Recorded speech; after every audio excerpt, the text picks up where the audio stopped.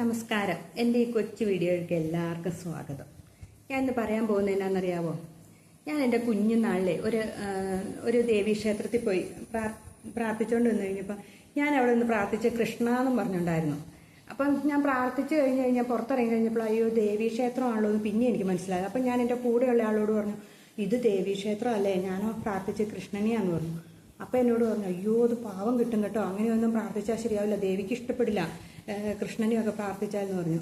അന്ന് എനിക്ക് ഭയങ്കര പേടി തോന്നി. ഞാൻ എന്നിട്ട് രാവും പകലും ഒക്കെ കിടന്ന് പ്രാർത്ഥിച്ചേമേ എന്നൊന്നും ചെയ്യരുത്, എനിക്കൊന്നും അറിയാതെ പറ്റിപ്പോയതാണെന്നൊക്കെ പറഞ്ഞ് ഞാനിങ്ങനെ പ്രാർത്ഥിച്ചു.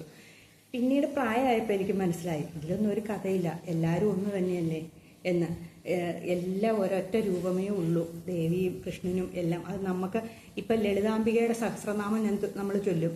സഹസ്രനാമങ്ങളിലും എല്ലാം ലളിതാംബിക എന്ന് പറഞ്ഞ ഒരു ഒറ്റ വ്യക്തിയുള്ളൂ. വിഷ്ണു സഹസ്രനാമം 1000 നാമങ്ങളുണ്ട്, പക്ഷേ അത് ഒരു കൃഷ്ണനെ കുറിച്ചല്ല ഇതെല്ലാം പറയുന്നത്. അതുപോലെ തന്നെയാണ്. അപ്പം ഈ ലോകത്തിൽ 2 പേരേ ഉള്ളൂ, 2 ഭഗവാനും ഭഗവതിയും മാത്രമേ ഉള്ളൂ എന്നാണ് ഞാൻ വിശ്വസിക്കുന്നത്.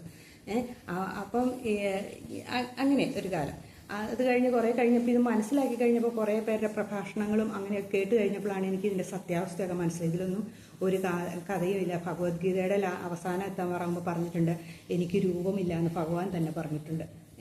അപ്പം ഭഗവാന്റെ രൂപം മനസ്സിൽ പതിയാൻ വേണ്ടിയിട്ടാണ് നമ്മൾ ഓരോ വിഗ്രഹങ്ങളൊക്കെ മേടിച്ചു വെക്കണേ. ആ രൂപത്തിൽ കൂടെ നമ്മൾ കണ്ടു കഴിയുമ്പോൾ ഭഗവാൻ എന്ന് പറയുന്ന ആളിന് രൂപമില്ല. ഇതെല്ലാം ഖുറാനിലും അങ്ങനെ തന്നെ, ബൈബിളിലും ഈശോപ്പൻ എല്ലാം അങ്ങനെയാണെന്നാണ് എൻ്റെ വിശ്വാസം. അതാണ്. പിന്നെ ഞാനിന്ന് പറയാൻ വന്നത് ഇതൊന്നും അല്ല കേട്ടോ. ഞാനിന്ന് പറയാൻ വന്നത്, നമ്മൾ രാത്രിയിൽ കിടക്കുമ്പോഴേ നമ്മുടെ റൂമിൻ്റെ വാതിലുകളൊക്കെ തുറന്നിട്ടിട്ട് കിടക്കണം, അടച്ചിട്ടിട്ട് കിടക്കരുത്. കാരണം നമ്മുടെ അടുത്ത് ഏതെങ്കിലും ക്ഷേത്രങ്ങളുണ്ടെങ്കിൽ അവിടെ ഒരു ആൽമരം കാണും. അടുത്തുണ്ടെങ്കിൽ മതി, അല്ലെങ്കിൽ കുറേ ദൂരെ 1 കിലോമീറ്റർ ചുറ്റളവിലാണെങ്കിൽ പോലും ഈ ആൽമരത്തിൽ നിന്ന് ഓക്സിജൻ സപ്ലൈ നമ്മുടെ ചുറ്റുമുണ്ടെന്നാണ് പറയുന്നത്. അത് നമ്മുടെ റൂമിലേക്ക് വരും. നമ്മുടെ ഉള്ളിലുള്ള കാർബൺ ഡൈ ഓക്സൈഡ് നമ്മുടെ മുറിക്കകത്ത് കെട്ടി നിൽക്കുമായിരിക്കും.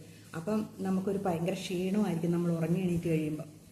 അല്ലെങ്കിൽ ആര്യവേപ്പ് എന്ന് പറയുന്ന സാധനം നമ്മുടെ വീടിൻ്റെ അടുത്തുണ്ടെങ്കിൽ മതി, ഒരെണ്ണം വെച്ച് പിടിപ്പിക്കുന്നത് നല്ലതാണ്.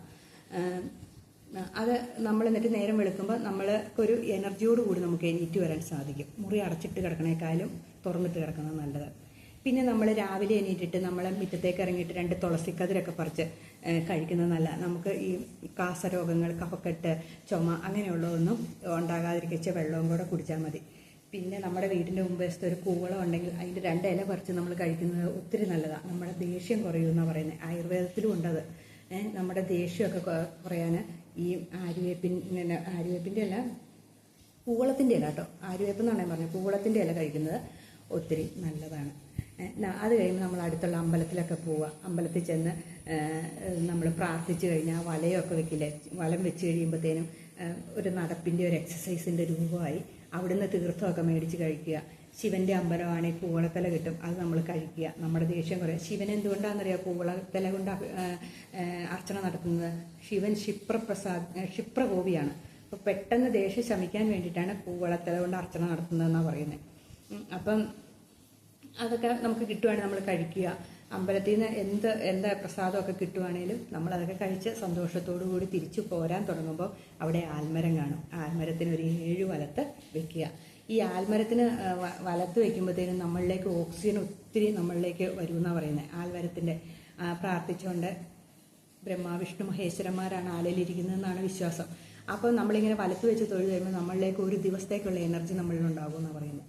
അപ്പം അതൊക്കെ ചെയ്തിട്ട് നമ്മൾ വീട്ടിലേക്ക് വന്നിട്ട് സൂര്യ നമസ്കാരം ചെയ്യുവാണെങ്കിൽ ഏറ്റവും നല്ലത്. അങ്ങനെയുള്ള എക്സസൈസ് എന്തെങ്കിലും ചെയ്യുവാണെങ്കിൽ, ചെയ്തില്ലെങ്കിലും കുഴപ്പമില്ല, നടപ്പുകൊണ്ട് നമുക്കൊരു എക്സസൈസ് ആവുമല്ലോ. അല്ലെങ്കിൽ സൂര്യ നമസ്കാരമൊക്കെ ചെയ്യുക. അന്നത്തെ ദിവസം നല്ല ഫ്രഷായിട്ടിരിക്കും. പിന്നെ നമ്മൾ അമ്പലത്തിൽ പോകുമ്പം ഈ ശിവൻ്റെ ക്ഷേത്രത്തിലാണ് പോകുന്നതെങ്കിൽ ശിവനെ മാത്രമായിട്ട് നമ്മൾ കാണാതിരിക്കുക. ശിവനും പാർവതിയും ഗണപതിയും സുബ്രഹ്മണ്യ സ്വാമിയും കൂടെ ഇരിക്കുന്നതായിട്ട് കാണുക. ഒരു കുടുംബം, ആ തിരുകുടുംബം എന്നൊക്കെ ക്രിസ്ത്യൻസിന് പറയില്ല, അതുപോലെ അതേ രൂപത്തിലേ നമ്മൾ കാണാവുള്ളൂ. ശിവൻ തന്നെയായിട്ടിരിക്കുന്നത് കാണാതെ ആ കുടുംബത്തെ പോലെ നമ്മൾ സന്തോഷത്തോടെ ഇരിക്കാൻ നമ്മൾ ഭഗവാനോട് പ്രാർത്ഥിക്കുക. അതുപോലെ കൃഷ്ണൻ്റെ അമ്പലത്തിൽ ചെല്ലുമ്പം രാധാകൃഷ്ണനായിട്ട് കാണാൻ ശ്രമിക്കുക. ഹരേ കൃഷ്ണ എന്ന് പറഞ്ഞാൽ രാധേനെ ഹരേ എന്ന് പറയുന്നതെന്നാണ് പറയുന്നത്. അതായത് കൃഷ്ണൻ്റെ കഴുത്തയിലുള്ള തുളസിമാല രാധാദേവിയാണെന്നാണ് പറയുന്നത്. അത് രാധേശ്യാം എന്നൊക്കെ എല്ലാവരും പറഞ്ഞു നടക്കുന്നേക്കാൻ പാടില്ലേ.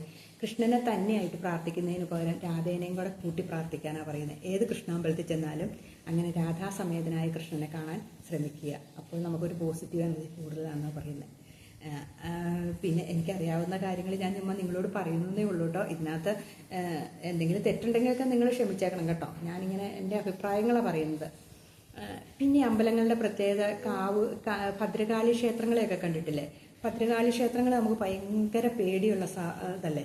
ഭദ്രകാളി ക്ഷേത്രങ്ങളുടെ പ്രത്യേകത എന്ന് വെച്ചാൽ ഭദ്രമാക്കി വെക്കുന്നവൾ എന്ന അർത്ഥം ഭദ്രകാളി. നമ്മൾ ഭദ്രമായിട്ടാണ് സൂക്ഷിക്കുന്നത്. അതായത് ഭദ്രകാളി ക്ഷേത്രങ്ങളിൽ ചെല്ലുമ്പം അമ്മയുടെ നാക്കിങ്ങനെ നീണ്ടിരിക്കണം, നാക്കയിൽ ബ്ലഡ് പൊടിഞ്ഞിരിക്കണ ആ നാക്ക് ഉള്ളത് നമ്മുടെ നാവിനെ നിയന്ത്രിക്കാനാണ് പറയുന്നത്. നാക്ക് നമ്മൾ ശ്രദ്ധപ്പെടും. അപ്പം നമ്മുടെ നാവിനെയാണ് നിയന്ത്രിക്കേണ്ടത്. അതേപോലെ തലയോട്ടി ഇങ്ങനെ കഴുത്തിൽ ഇങ്ങനെ മാലയായിട്ട് ഇട്ടേക്കുന്നത് ബുദ്ധിയെയാണ് സൂചിപ്പിക്കുന്നത്. അതേപോലെ വിരലുകളാണ് അരഞ്ഞാണമായിട്ട് ഇട്ടേക്കുന്നത്. അത് നമ്മുടെ എഴുത്തിനെ, അതായത് വിദ്യയെ ആണ് സൂചിപ്പിക്കുന്നത്. ഇതാണ് ഇതിൻ്റെ ശാസ്ത്രീയ വശം. അപ്പം നമ്മൾ ഭദ്രകാളി ക്ഷേത്രം പേടിക്കാനുള്ള ഒന്നുമില്ല. നമ്മളെ കാത്തുകൊള്ളാൻ, ഭദ്രമായിട്ട് കാക്കാൻ ഭദ്രകാളി അമ്മയ്ക്ക് കഴിവുണ്ടെന്നാണ് പറയുന്നത്. പെട്ടെന്ന് ക്ഷിപ്രപ്രസാദിയ, പെട്ടെന്ന് നമ്മളെ കാത്തു രക്ഷിക്കുന്ന പറയാൻ.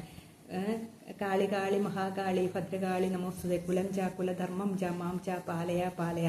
പെട്ടെന്ന് പ്രസാദിക്കുന്ന ദേവിയാണ് ഭദ്രകാളിയമ്മ. അപ്പം ഭദ്രകാളിയമ്മ നമുക്ക് ഒരു ഉപദ്രവവും തരുന്നതല്ല. അത് നമ്മുടെ മക്കളെയൊക്കെ പേടിപ്പിക്കരുത്. ഭദ്രകാളിയാന്നൊക്കെ ചില അമ്മമാര് മക്കളോട് പറയല്ലേ. ഭദ്രകാളി എന്ന് വെച്ചാൽ നല്ലൊരു ദേവിയാണ്. സുന്ദരിയായ കൊച്ചൊരു പെൺകുട്ടിയാണ് ഭദ്രകാളിയമ്മ എന്നാണ് പറയുന്നത്.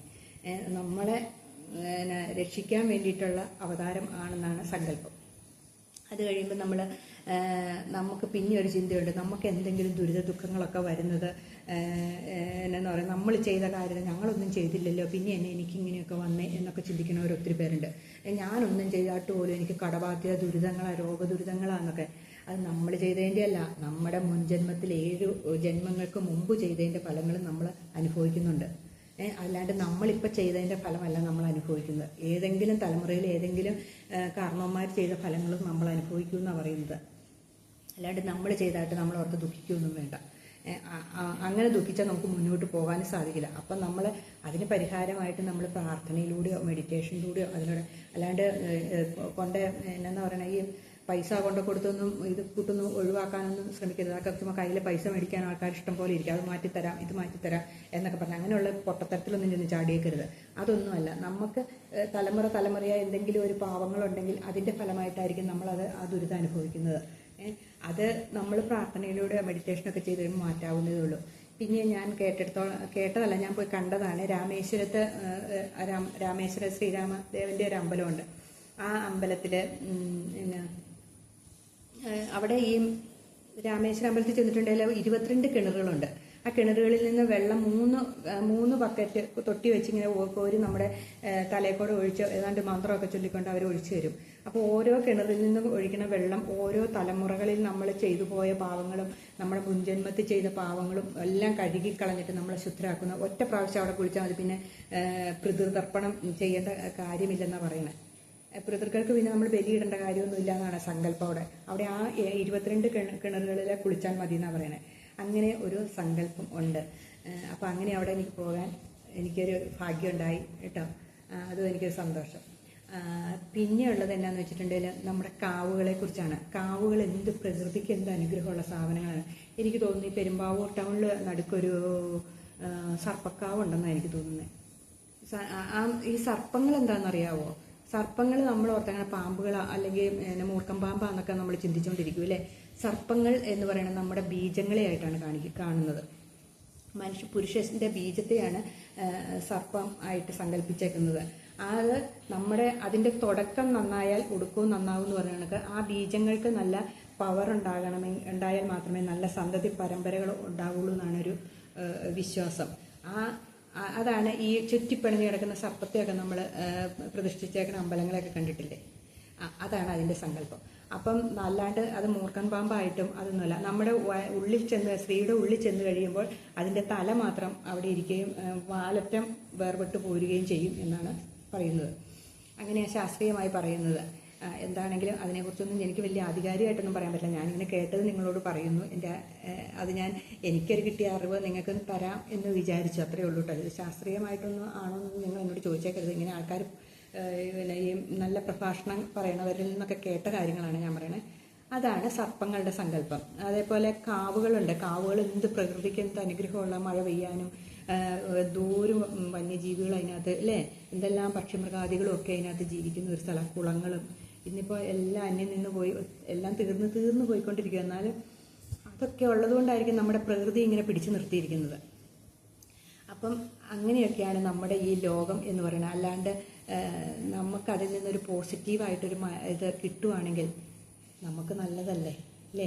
അത് കഴിയുമ്പോൾ നമ്മൾ അമ്പലത്തിലെല്ലാം പ്രാർത്ഥിച്ചു കഴിയുമ്പോൾ നമ്മൾ പ്രാർത്ഥിക്കേണ്ട എന്നാന്നുള്ളത്, അനായാസേന മരണം വിനാദൈത്യേന ജീവിതം ദേഹാന്തേത്ത് അവസാനിത്യം ദേഹിമീ പരമേശ്വരം.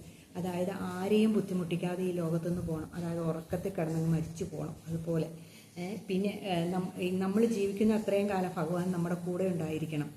അത് കഴിയുമ്പം ഭഗവാന്റെ കൂടെ നമുക്ക് പോകാൻ സാധിക്കണം. ഒരു മനുഷ്യരെ ബുദ്ധിമുട്ടിക്കാതെ ഈ ലോകത്തിൽ നിന്ന്, അതൊരു നല്ല പ്രാർത്ഥനയായിട്ട് എനിക്ക് തോന്നിയിട്ടുണ്ട്. നമ്മൾ കിടക്കുന്ന എത്രയോ ആൾക്കാരെ കാണാറുണ്ട് അല്ലേ, എണീറ്റ് നടക്കാൻ പോലും പറ്റാതെ മറ്റുള്ളവരുടെ സഹായത്തോടു കൂടി. അതൊരു വല്ലാത്തൊരവസ്ഥയാണ്.